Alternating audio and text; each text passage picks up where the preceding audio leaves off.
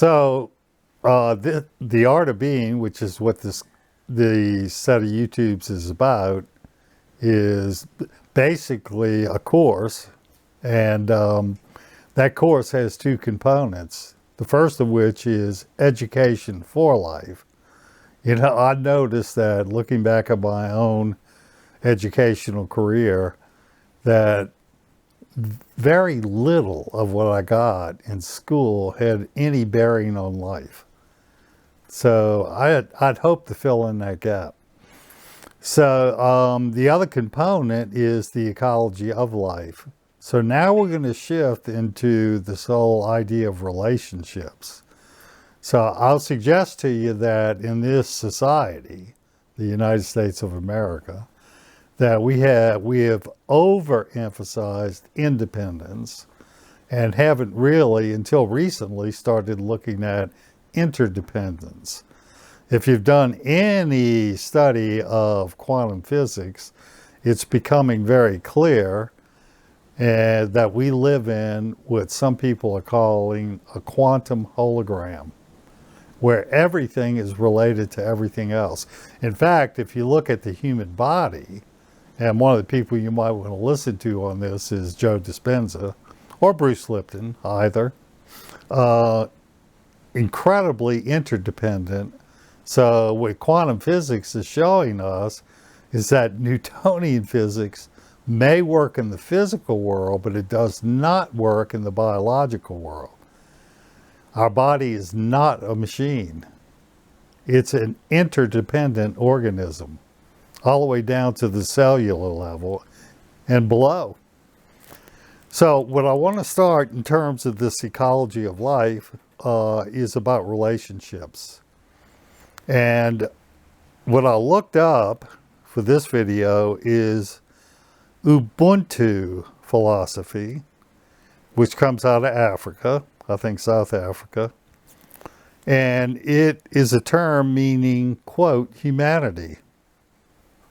It is often translated as, I am because we are. Now that's striking. In other words, what it's saying to me is, I don't exist without, quote, the other. So in that sense, there is no the other. So it's a term meaning humanity. It is often translated as, I am because we are, or humanity toward others. In all of my experience in working with people over a 25, 30-year period, there's this misconception that there is the other. So what this is suggesting to me clearly, there is no the other. We're all part of one humanity. But it is often used in a more philosophical sense to mean, quote, the belief in a universal bond of sharing that connects all humanity. Now, I want to push that a little further and say it connects all that is. We are not separate from the natural world, much to the chagrin of people who think they're independent of others in the natural world. No, we're not. I think that's becoming more and more obvious. And again, the spiritual tradition has been there for millennia, and now we're looking at quantum physics, quantum science, and saying, this all looks interrelated. So we're talking about the ecology of life. So it goes on to look at the principles of Ubuntu. Ubuntu means love, truth, peace, happiness, eternal optimism, inner goodness, etc. So, eternal optimism. Now that's real interesting. There's a book by a man, I may have mentioned it earlier, but I'll say it again. His name is Bernie Seligman. I think it's Seligman. He's got a book called Learned Optimism.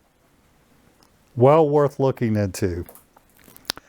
So we're talking about Ubuntu is the essence of a human being. Ah, that essence is love, truth, peace, happiness, eternal optimism, inner goodness. Isn't that interesting? So those people that we're criticizing out there, what we're really talking about, one way to look at it is when I assess another, criticize another, I'm speaking myself. It's a projection. I'm not seeing them as they truly are. And actually, I'm not seeing myself as I truly am. So the essence of a human being is love, truth, peace, happiness, eternal optimism, inner goodness, etc. From the beginning of time, the divine principles of Ubuntu have guided African societies. So how do we see the other? And actually, in looking at ourselves, remember, if I don't go within, I go without. So I'm looking out and criticizing the other, but it's really a criticism of myself. It's something to myself that I'm denying. So to make a shift,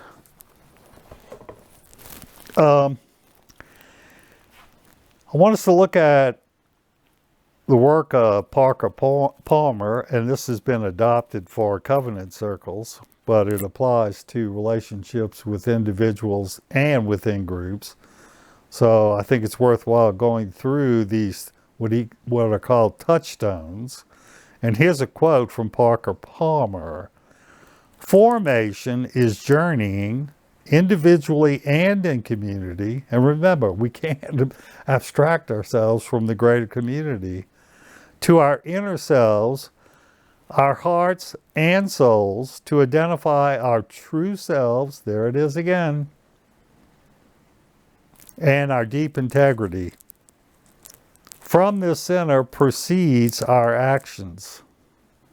Now, keep in mind that deeds are actions, so are words. And actually, if you track it back, so are thoughts. You know, in the Course of Miracles, something they say about thoughts that I think is profound, that there are no private thoughts. And there are no neutral thoughts. So pay attention to noticing or notice your own thinking and actually say, is this thinking truly me? In these words I'm about to speak, what's really my intention? And what's the purpose in what I'm doing? So the thing about relationships, and this is something I pondered for a long time, and it's taken from Conversations with God. In the absence of that which is not, that which is not. I only know myself in relationship.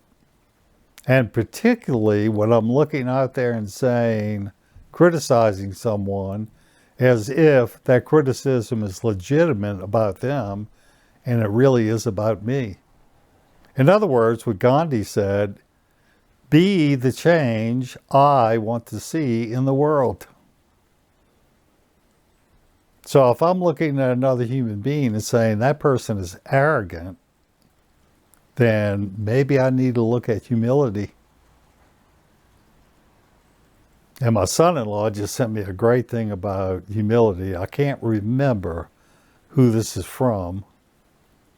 I'll look it up and maybe get back to you, but it says that humility is not thinking less of myself, but thinking of myself less. Now that's real interesting. And I might have mentioned earlier that, again, Neil Donald Walsh, the scribe for A Course in Miracles, said that my life is not about me. So we have some true purpose in being here. So here are the touchstones. Number one, be 100% present when you are in relationship with the other. Extending and presuming welcome. Set aside the usual distractions of things undone from yesterday, things to do tomorrow. And also what else you might be doing as you're in relationship with others, in conversation with others, like looking at the phone or the pad or the laptop or whatever. Put it down. Bring all of yourself to the relationship, not just the quote shining parts or the shiny parts. We all learn most effectively in spaces that welcome us. Welcome others and presume that you are welcome as well. Those are the kind of environments we learn in.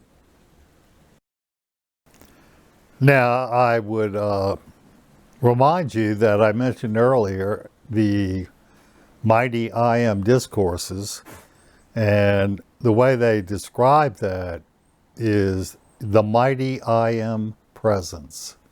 So what this touchstone is saying, be 100% present. Now, the next touchstone will give you a hint on how to do that. Listen deeply. Listen intently to what is said. Listen to the feelings behind the words. As a Quaker writer, Douglas Steere, puts it, quote, holy listening, to listen to another soul into life, into a condition of disclosure and discovery, may be the greatest service that any human being ever performs for another. How often are you in conversation with another or a group and you're thinking about what you're thinking about or what you're going to say? That has no bearing on what they're saying. Listen to yourself as well as to others. Strive to achieve a balance between listening and reflecting, speaking and acting. Key word, balance. You know, one of the things you might want to do is pause for a couple of seconds before you speak. Or you might be able to say something like, I think I hear you saying this.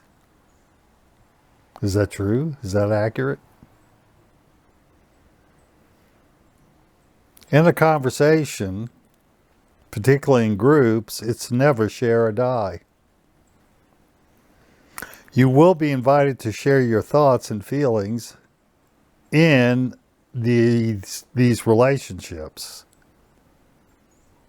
The invitation is exactly that. It is an invitation.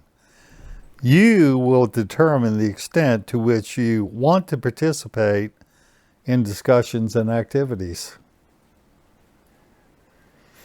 Basically, what it's saying is we are free.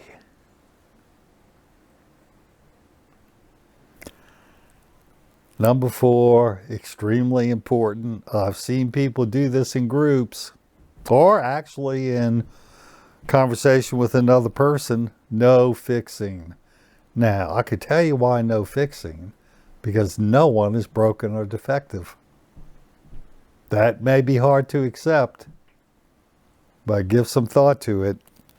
Each of us is here to discover our own truths, to listen to our own inner teacher, to take our own inner journey. So if you are a fixer, you might want to simply notice that and stop, particularly in word and deed, but eventually in thought. And just as kind of an aside, when you're trying to fix others, you're trying to fix yourself. We are not here to set someone else straight or, quote, fix what we perceive as broken in another member of humanity.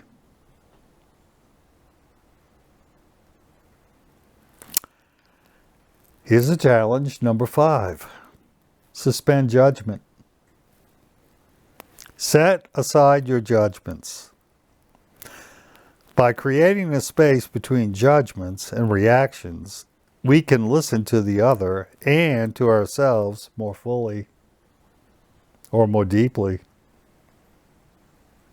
Now, that's quite a challenge, but go back to simply notice. And what you might notice is that you are judging. And by the way, judging is founded in the illusion of superiority. I can judge others because I'm superior. And it is an illusion. Identify assumptions. Our assumptions undergird our worldview.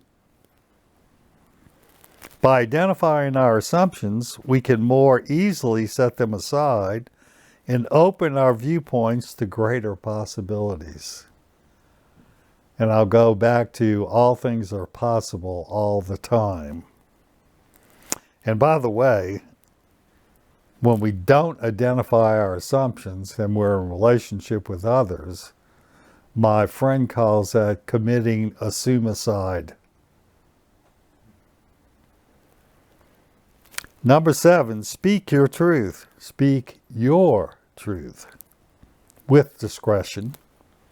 You're invited to say what is in your heart, trusting that your voice will be heard and your contributions respected. Your truth may be different from, even opposite of, what another person in this relationship has said. Yet speaking your truth is simply that. It is not debating with or correcting or interpreting. And big challenge. Speak your truth without debating with, correcting, or interpreting others and yourself. Number 8, and boy, this is a tough one in this society, respect silence. Silence is a rare gift in our busy world. After someone has spoken, take time to reflect without immediately filling in the space with words. Again, you might have the 2 or 3 second rule. This applies to the speaker as well. Be comfortable leaving your words to resound in the silence without refining or elaborating on what you have said. And number 9, maintain discretion. Create a safe place by respecting the personal nature and content of discussions held in relationships, either with individuals or groups.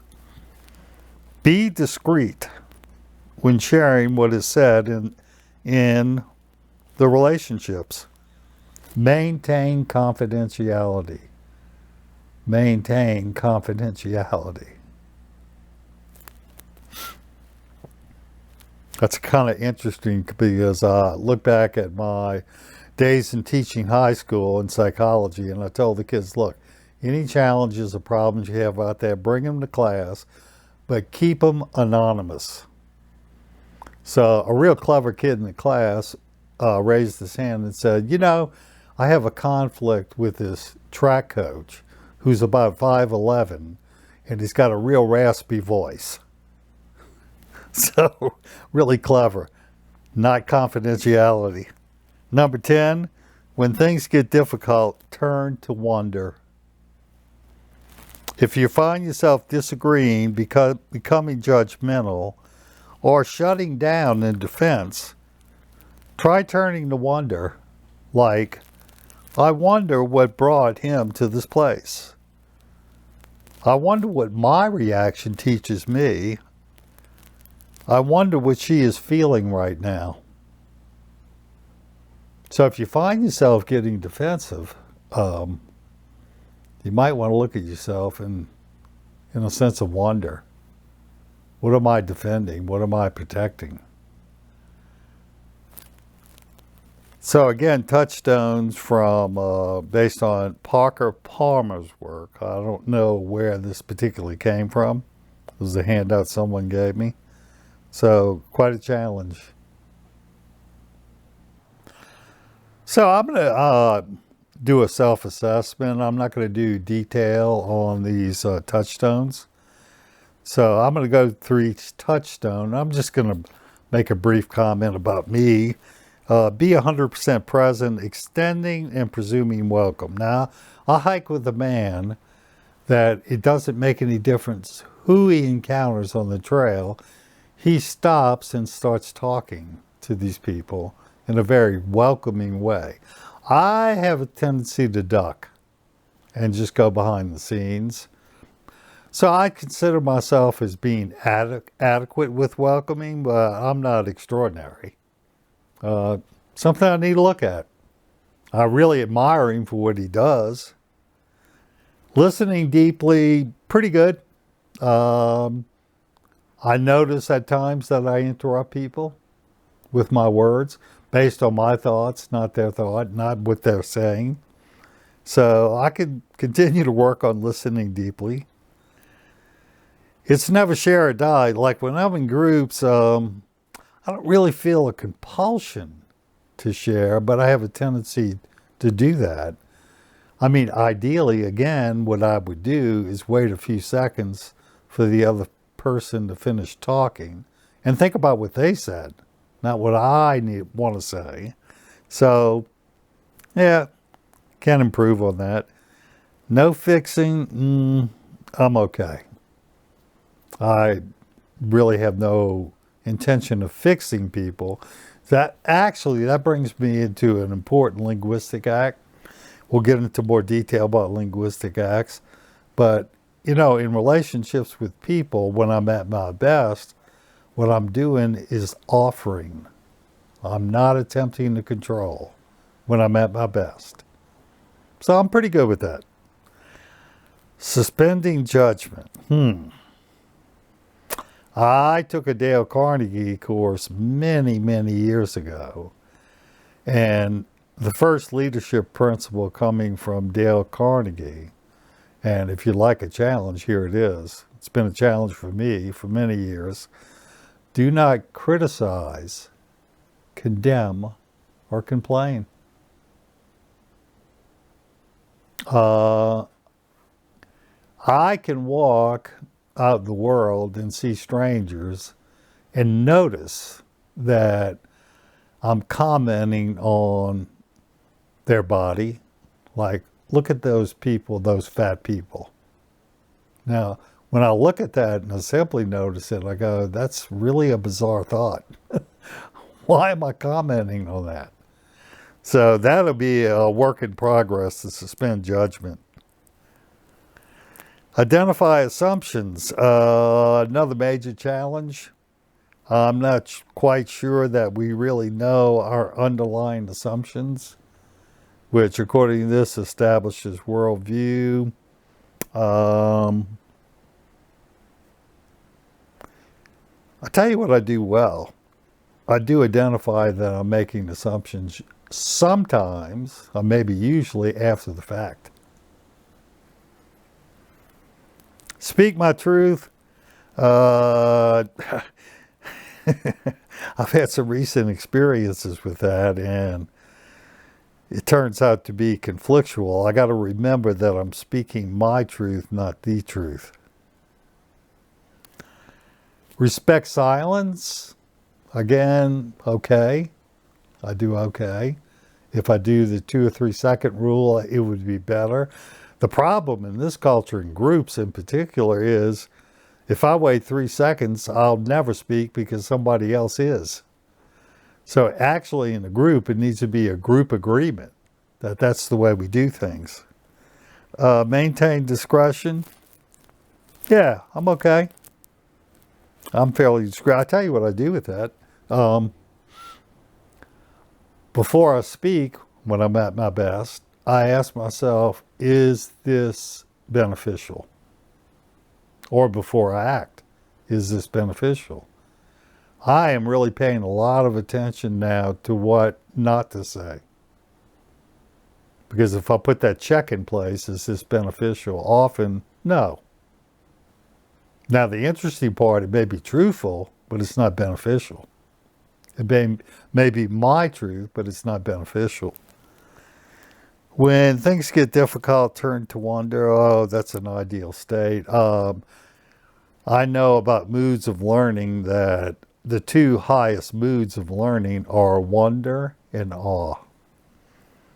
So yeah, when things get difficult, turn to wonder. I wonder what the other person, what their worldview is. Where are they coming from? That's especially true when I'm in disagreement with others. So my encouragement is, like everything else in the curriculum, spend some time with it. And also remember, this is about effort and not about strain. So thanks for your time.